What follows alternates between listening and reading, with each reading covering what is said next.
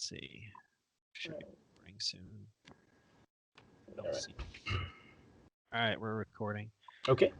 Yeah, so this is like issue 0, like the origin story, or the whatever you want to call it, the Yeah.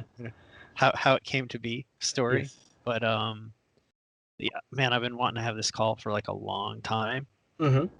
because we've been waiting for Buru for a long time. You've been waiting. No, I mean all of us, Steven, you, me, Pat. Yeah. So I thought it would be good to talk about kind of like what tweaked your interest. I know what I found interesting when we first looked at it at our dev day, but I think you have more experience in that part of the world than any of us. Yeah. So I thought it'd be kind of cool for you to kind of comment on what you found intriguing about it.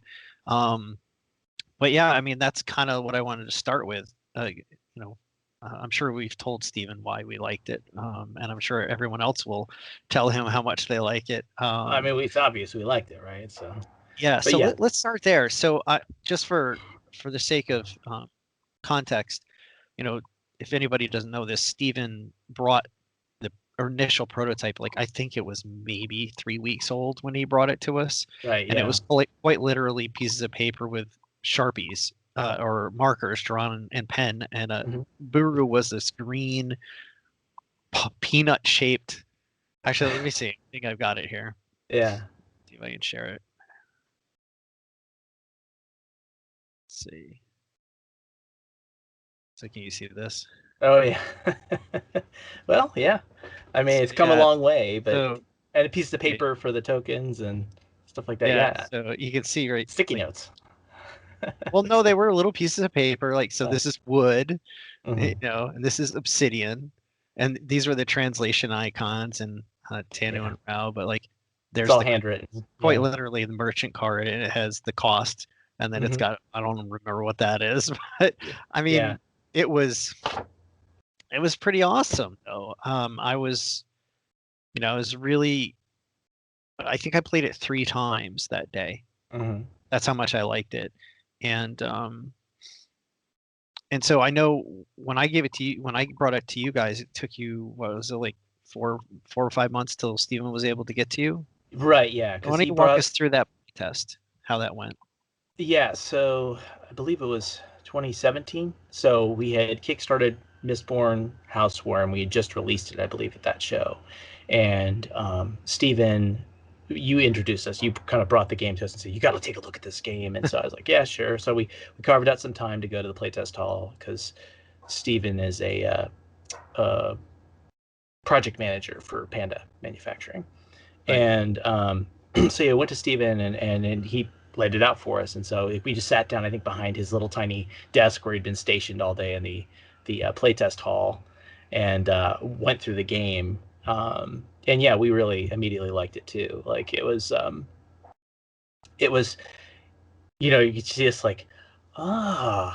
It was one of those games where, sometimes games hook you for their theme or for the pitch or, whoever. And in this case, I think it was a time where mechanics really kind of caught us, that we saw the bidding mechanic that's really kind of unique in the game where you've got, these explorers and they're kind of like poker chips almost. You're bidding into areas and that interplay and how you had to sort of plan your turn but knowing that you only had one of each value, and so you had to really kind of bid hard in certain areas, but then that means you couldn't bid in something else. So you really had to make this series of perilous choices. And I think Pat and I both kind of looked at each other in the middle of the conversation and were like, it was pretty good. So to me, man, it was weird because you know mechanics way better than I do. I'm more a marketing guy, but let me throw up all over the conversation. You can tell me I'm an idiot. So I was like, wait, there's bidding. I'm not usually a bidding fan, but it's a highly strategic game. It's got resource management and it's got engine building. And I'm like, sure. Wait a second, it's got all these things in the same game. Well, and I'm like, wait, it wasn't because Steven told me that they were there. No. He told me how to play the game, and I'm like, I like this, and I like this, and I like that too. Right. Like, okay, this is a good game. Sure, Like, sure, this is yeah. a really good game. Yeah, yeah. Well, it's kind of the classic Euro in a lot of ways, and that's kind of the smorgasbord of different mechanics, but they all really interlink nicely. And I think when we saw it, and we saw what he was doing and how he was doing it, like he knew he had a great head for design. I think this was his first design, or at least the first design he had pitched to I think so. anybody. And but he's around games all the time. He's kind of like saturated in games. He's playing stuff. He's seeing stuff in manufacturing. He's looking at prototypes all the time. And so, like that clearly had soaked into him. And so he was able to take a little bit of engine building and a little bit of a little bit like resource management, but not too much. So it wasn't like you don't have this like Euro style pachinko machine where you must, on a Tuesday you have to be standing on your left foot on the corner, in order to get 1 point. Instead it was all just much more elegant, much more stripped down, but managed to fold these things in a way that kind of made sense within the context of the game, which is always what I'm looking for in a design is, how do you justify the mechanics through the theme? How do you deburr all the stuff and see it running smoothly? And I think when we looked at it, we're like, okay, this is a game that's going to need some development, because clearly it was still pretty young, but there was so much potential there. What it was. yeah. But it's such a good, solid nugget of a game and a cool concept, and the theme immediately grabbed us. And so we're like, we can do something with this. And so that was the very first outside design. No, I think Nosh was the first, but this was the kind of first big design we had ever gotten before. So let's talk about the bidding thing, because I Sure. think that's, of all the things about Buru, it's probably the one that will be, if somebody doesn't like bidding, it'll be the thing that they will be turned off the most about. And that's generally where I start from. So what was weird for it to me was that it's bidding, but it's resource management bidding. Yeah, you're getting fish. If like, it's not just try to get the most. It's like beyond the fish. So what I like, so it's not bidding in the way that most people think about bidding. Most people think about bidding as like, okay, it's an auction game. Yeah, this game is not modern art or something like that, which I think is a brilliant game too. But it doesn't have all these weird arcane rules. It's actually quite intuitive. What you're doing in the game when you're there's 4 regions on the board, and you have 5 explorers numbered from 1 to 5. You're gonna place those explorers face down, so it's a secret bid into the regions, and you're going to do it until you have placed 4. The 5th one's going to be held back. And so what you're doing in this game is you are bidding because you're trying to beat other people, but the bid you're making for is actually action selection, which is probably my single favorite mechanic in any game. I love action selection. That's what I meant. It's kind of like action selection hidden underneath a bidding mechanic. Right, yeah. So really it's like bidding is crucial. You've got all the tension of bidding, where like, am I going to be able to beat this person? What have they done? The kind of head games and metagame you're playing against them. But then you've got this action selection thing, this additional step, none of which is onerous. In the final design in particular, it's less kind of onerous than it was in the initial version. But you've got to kind of figure out, okay, now I've won. I've got this position. I get this, maybe I'm getting second choice of actions. Well, now which of the actions do I want? And so, there's this kind of second layer of strategy. So you're kind of bidding for the opportunity to make the best possible choice. For you, and that's the point for you. Yeah. Like, for instance, there is a one of the regions allows you to get the first player mark, the emissary marker. And it's not the highest bidder necessarily. It's not like the one furthest to the left in that region. It's like the 3rd one in. Yeah, well, and you don't even have to choose in order. Like, I mean, it could be crucial that you set up. So first player is really crucial in the game, and this is something that came out of the development cycle from our developer Terran, that I think is a really brilliant thing. Instead of having the first player marker pass around, which is a tiebreaker. Everything breaks clockwise from the first player. So being first player puts you in a perilous position, and you have to make the first bid. So you have you have the least ability to react to the other players, but at the same time, you get to win all the ties. So that's like a really clever mechanic. But if you triumphed in an area, you could still say, I've got to be able to win ties next round. I know this is going to be tight. I've kind of figured out Ed's bidding strategy. I know probably how he's going to do this. I need to be able to beat him in ties, because that is huge. Right. But what I mean is that because there's other than tapping well, actually, even then, when you activate your villagers, there's never a bad. You're never not. Here's the thing: you're never not going to be able to do something, which is to me very important. There's some games where it's like, I get screwed and now I can't do anything, and it's like if you feel cheated, and there's none of that in this game. But it's also not clear sometimes. Like for instance, when you're looking to recruit villagers to your team, essentially, a couple of the spots allow you to refresh the market, essentially. Two of them, right? But they're not the two highest ones. It's like the highest one and like the third highest one. Just like an Ambelau, there's like, do you want to get your 6th dude, right? Right. Yeah. It's not just because you went first. It's actually you have to do a little bit of, how do I land on that? There is a little bit of like tinker-gnoming going on, and that's kind of cool, actually. The game is much more tactical than I think a lot of like Euro style games are. You have to make a lot of decisions, because you're going to lose. Sometimes you're not going to get the choice you felt you needed, or you won't have the resources, the explorers to get what you needed. And so you're going to have to make the second best choice, or sometimes the third best choice, or sometimes you're going to make the sacrifice play and say, like, I just can't do it this turn, but that'll allow me to, kick somebody else's teeth in somewhere else by bidding twice in an area. And so you have to make a lot of tactical decisions.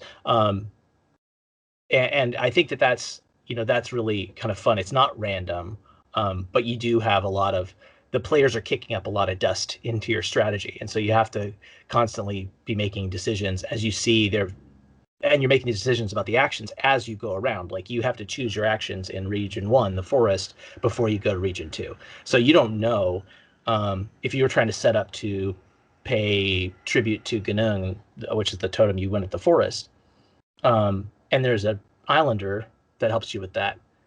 You've already made your bids, but you don't know if you're going to be able to get that card. You don't. Right. It's going to slowly be revealed to you as you see the explorers flip over. Eventually, you'll see, like, okay, I'm less likely to do this. You can kind of start to plan ahead. But you've made a bunch of blind bids, doing your best guessing, and then you've got this.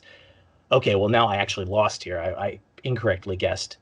I'm not going to be able to probably get the thing I want, but how do I make that work anyway? So there's a fair amount of sausage making or lemonade making as you go through.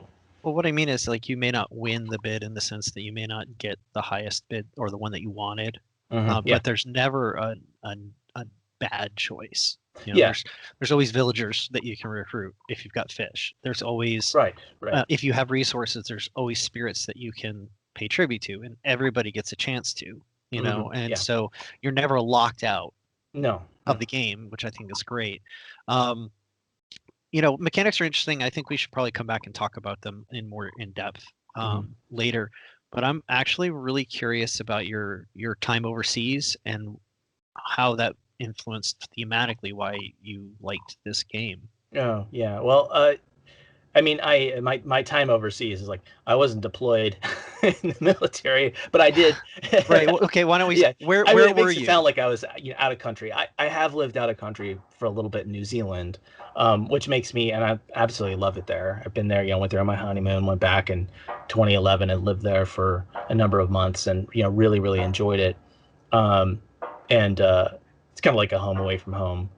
So I'm always a real sucker for things that are Polynesian or anything that's Kiwi or like Maori or whatever. I love all these. I'm always interested in these things, and that's kind of just like a little hobby of mine. But I've also been to Southeast Asia a bit.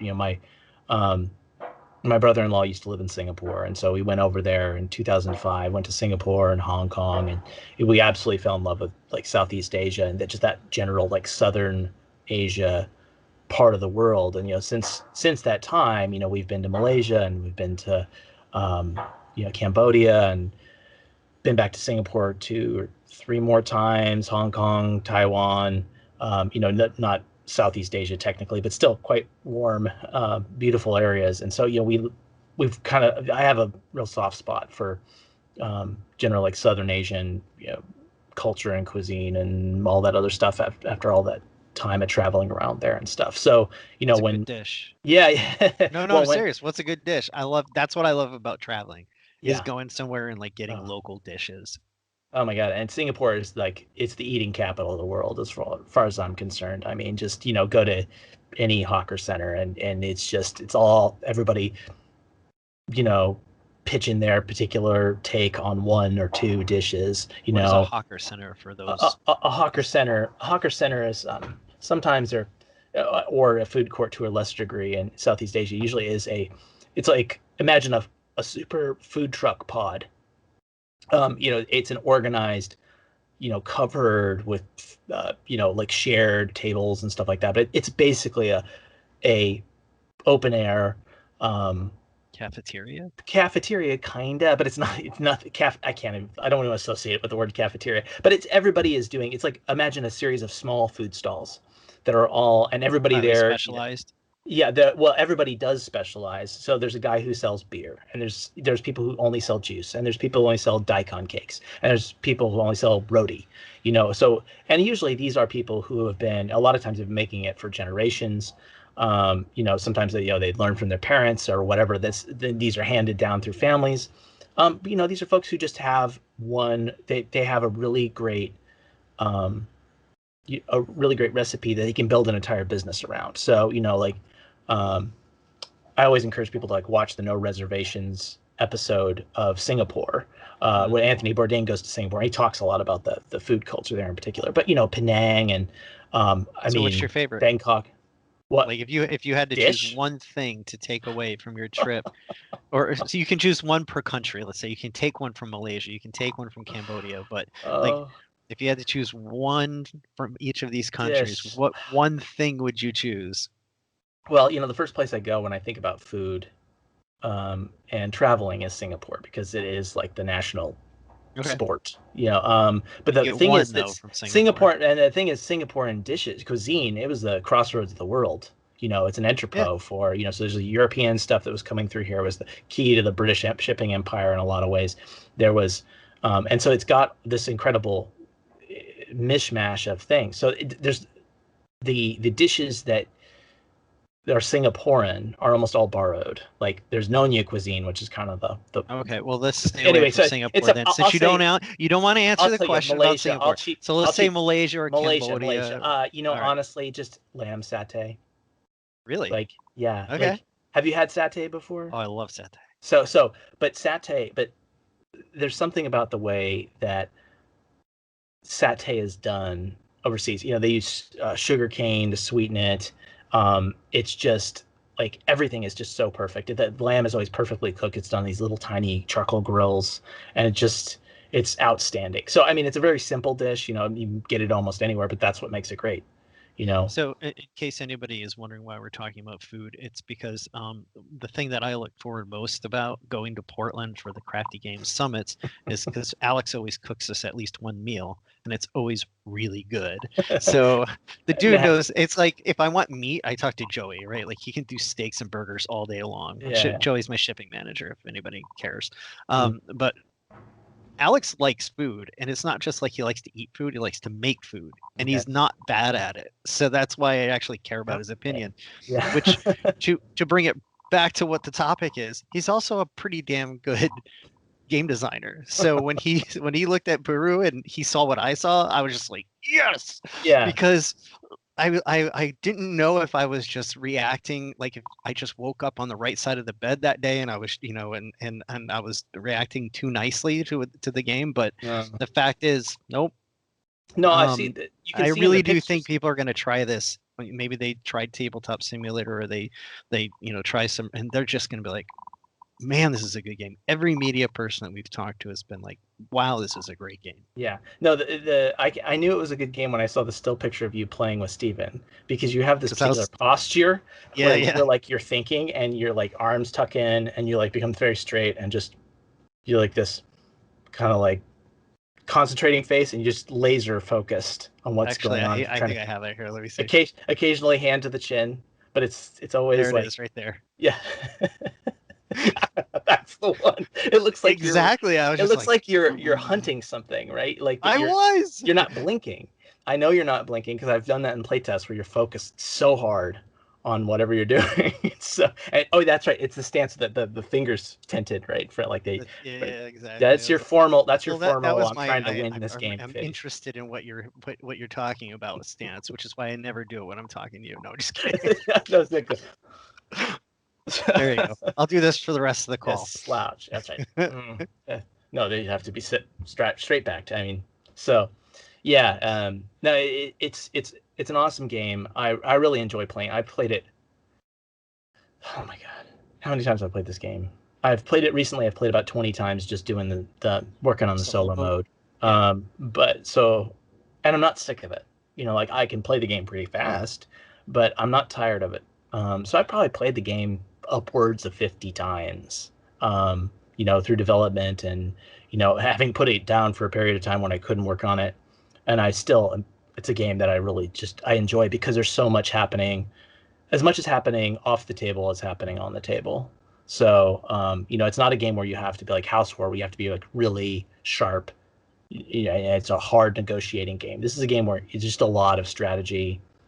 There's a lot going on with how you observe other players and stuff like that. So in some ways, it reminds me of, even though the games are very different, a little bit like Azul, right? If you're playing, I would say like Azul is a game you play at like 3 levels, right? There's oh, I understand how to make the grid. And then there's sort of like, I understand how to maybe read what people want. And then there's like the top level, which is, I understand how to leave people with garbage hands to screw them over and drag them. And so, yeah, I think the same thing happens in Buru, that you learn as you play, like maybe how to spot, okay, if I can't get X, I can take Y, and I can make something out of that. You know, well, I can set myself up so if I'm really trying to pay tribute, I'm not going to set myself up only pay tribute to one spirit. Instead, I'm going to say, no, I can make sure I pay tribute to the spirit that is held by another player who's dragging behind. So when they're holding the totem, they're going to get that extra point, but it will not give my competitor an edge on me, my closest competitor an edge on me. So there's tons of like triangulation you can do, and it's a very simple package. You know, if you're starting out in this game, or you're playing with somebody who's maybe new to hobby board gaming, they can pick up how to play the game. You know, the basic engine building, the resource collection, fulfilling the objectives of each spirit to collect esteem. And the board basically tells you what the best choice is if you're not familiar. If you don't know, that also helps the AI mode as well. So there's a little hint. It's very subtle, but you can see these little gems on there that kind of tell you this is technically the best action relative to the others in this area. And so, but that doesn't mean that that's value is set for you all the time. Like, but if you don't know what to do, you can default to that, because that's what the AI does. It just takes the best action. So this is what I want to do. We're going to be doing these again. Yeah. So based on that, you know, this is a great like origin story of like what excited you, what excited me, the fact that you can't decide what to eat in Singapore. But I think the next time we do this, well, one, I want people to know that they can go to burugame.com and watch the video, look at the cards. You know, they can see what's going on with Buru. They can sign up for the newsletter and get a free promo. They can link over and go to the Kickstarter page and click the notify me when this thing launches. So two things I want to do. One is I want to kind of give people an idea of what we might talk about next, and I'm thinking digging into some of those cool little elements of gameplay. But I want to encourage people to go check out burugame.com, and they can feel free to shoot any questions to us, either by joining the Discord or pinging us on Facebook on the Facebook group, and maybe we'll answer some of them next time we talk. But maybe next time we can choose a couple of the mechanics.